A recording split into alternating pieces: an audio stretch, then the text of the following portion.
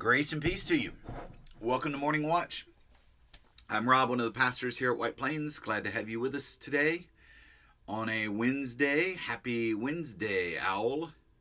This is where we gather for a song and a thought for the day. So glad you're with us whenever you're watching. Thanks for being here, liking and sharing and all that.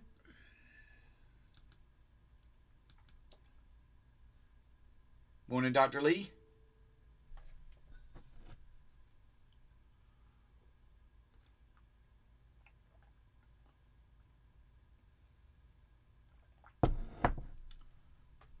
Good morning, Emma. Good morning, Steve. Yeah, only Wednesday. Good morning, Kenna. Well, let's begin our time together by going to God in prayer. Meet me, O Christ, in this stillness of morning. Move me, O Spirit, to quiet my heart, and mend me, O Father, from yesterday's harms. From the discords of yesterday, resurrect my peace. From the discouragement of yesterday, resurrect my hope. From the weariness of yesterday, resurrect my strength. From the doubts of yesterday, resurrect my faith. From the wounds of yesterday, resurrect my love. And let me enter this new day, aware of my need and awake to your grace, O Lord. Amen and amen.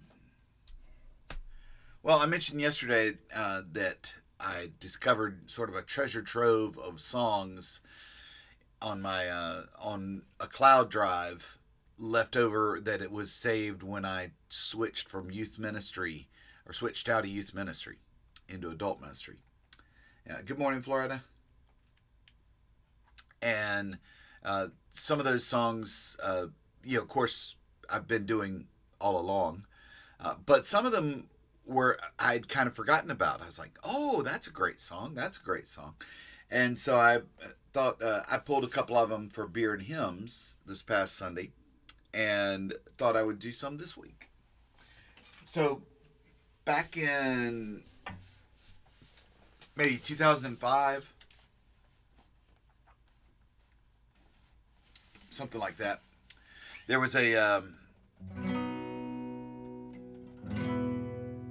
probably before that, there was an album called Sonic Flood by a band called Sonic Flood that was really modern sounding worship, pretty revolutionary. One of the first contemporary Christian efforts that, or contemporary worship efforts that really had that U2 sound, that U2 guitar sound that now pretty much everybody uses. The production and everything, playing, writing, quality on that was great. Sonic Flood, if you go look it up, or maybe you remember it. Anyway, one of the songs on that album was called In the Secret. So we used to do this a lot. And since we're talking about solitude, thought this was appropriate.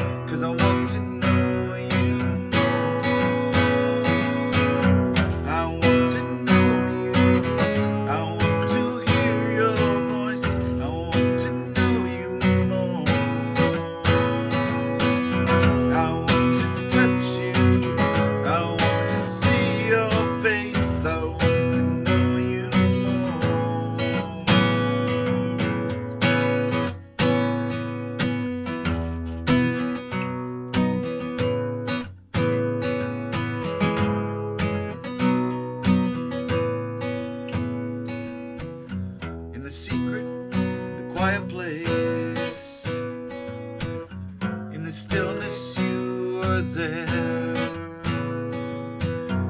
In the secret, in the quiet hour, I wait only for you. I want to know you more. I want to know you. I want to hear your voice. I want to know you more. Want to touch you. I want to see your face. I want to know you more. I want to know you more. I want to know you more.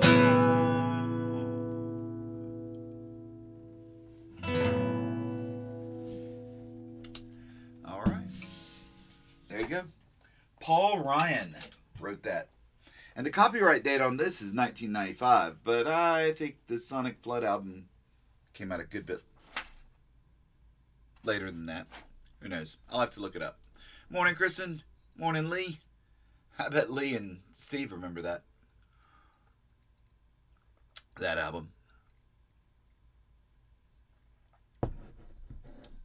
All right. So we continue on reading about solitude, examples of authors writing about that. And I'm really excited about today, not just because of the author, but because of the translation. Today's author is Thomas à Kempis. He was from 1379 to 1471.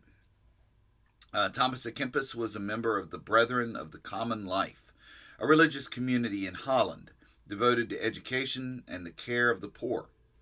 Well educated himself, he spent his life as a copyist of manuscripts, both sacred and secular, and as a spiritual director to those wanting to join his order, which was a branch of the Augustinians. So, I'm sure you're probably familiar with the name Thomas à Kempis, even if haven't done much reading about him.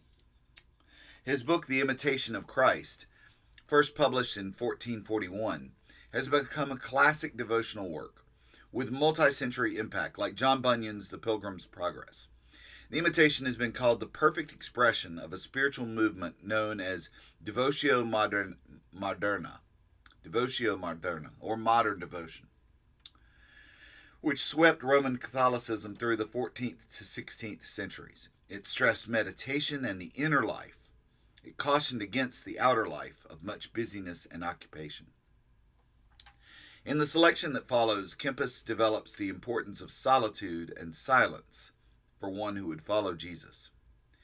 He consistently counterpoints life outside the monastery with life inside, much to the advantage of the latter. For those outside the monastery who cannot fully adopt a monastic style of life, Kempis's ideas are still useful. From time to time, we can place ourselves in the cloister in a spiritual way to gain the benefits of the monk's singleness of heart. And now, as I read this, you're going to notice the modern sound of the language. That's because this is a modern translation. The translation is Bill Griffin, I think. Yeah, William Griffin is the translator of this. Of course, it would have been written in Latin originally. And Bill Griffin is a friend of Richard Foster's, so I don't know how popular this translation is, or if it's just something that Richard Foster found for this. But I really like it. I read some Thomas à Kempis before in school, and did not find it this lively. So think of this as the Eugene Peterson Message version of the Bible a little bit, right? But here it's applied to à Kempis's writing. Solitude and silence. Plan to take some time off and get some thought as to what you'd do with that time. Hopefully you'd spend part of it reviewing God's favors to you in the past. What else? Lock up ye old curiosity shop. Devote more time to reading your spiritual books than your survival manuals. Withdraw from casual conversations and leisurely pursuits. Don't contract for new ventures, and don't gossip about old ones. All these having been done, you'll find more than enough time to undertake a program of meditation. Most of the saints did just that, avoided collaborative projects whenever they could, choosing instead to spend some private time with God. Leave the crowd behind. Seneca, the old pagan philosopher and playwright, had it right so many centuries ago. When he went out with the intelligentsia or hung about with the entertainment crowd, he returned home utterly talked out and terribly hoarse, or so he said in one of his letters. Quite often, we have the same experience when we horse around with our friends and associates for hours, even days on end. So what's the remedy for a talkathon? It's easier to cut out the conversation altogether than it is to cut it down. What's the wisdom? It's easier to stay at home alone than to stroll through the Rialto with a bodyguard. What's certain? The person who wants to arrive at interiority and spirituality has to leave the crowd behind and spend some time with Jesus. Nobody's comfortable in public unless they've spent a good deal of time in the quiet of their home. Nobody speaks with assurance who hasn't learned to hold his tongue. Nobody's a success as general who hasn't already survived as a soldier. Nobody respects decrees who hasn't already obeyed writs. Feeling anything but secure. If a person wants to feel secure, then he has to have a good conscience. That's how the saints did it. Virtue and grace shone from their very faces, but the fear of God ran in their very veins.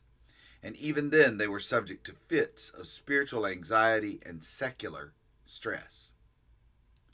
As for the depraved, what security do they feel in their being rises from a swamp of pride and presumption, resolving itself into a pool of despond.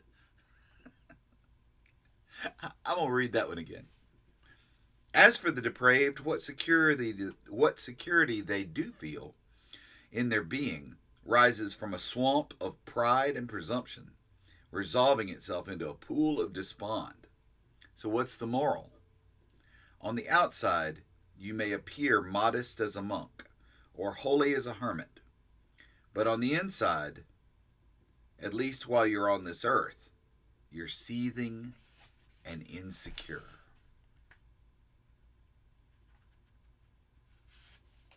I'm going to read one more and then we'll take a break on him until tomorrow. We'll finish him tomorrow. Because these are excellent little paragraphs here. Temptation helps. More often than they might suspect, people of reputation have been in grave danger and didn't know it. They're good people, but they've extended their self-confidence beyond its natural limit. From this, one could draw the conclusion that it's helpful to be tempted from time to time.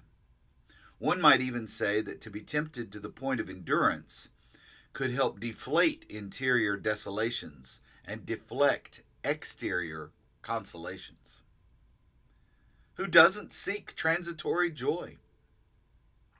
Who doesn't occupy themselves with the world? We all do. But the one who has good conscience severs all tentacles to attachment and meditates on divine and salutary things. They're the one who has placed their whole hope in God. They're the one that sails their boat on a sea of calm. All right, I'm gonna stop there, and we'll pick up with more Thomas à Kempis tomorrow. Maybe take a look at some Thomas à Kempis quotes and hear the difference between this phrasing and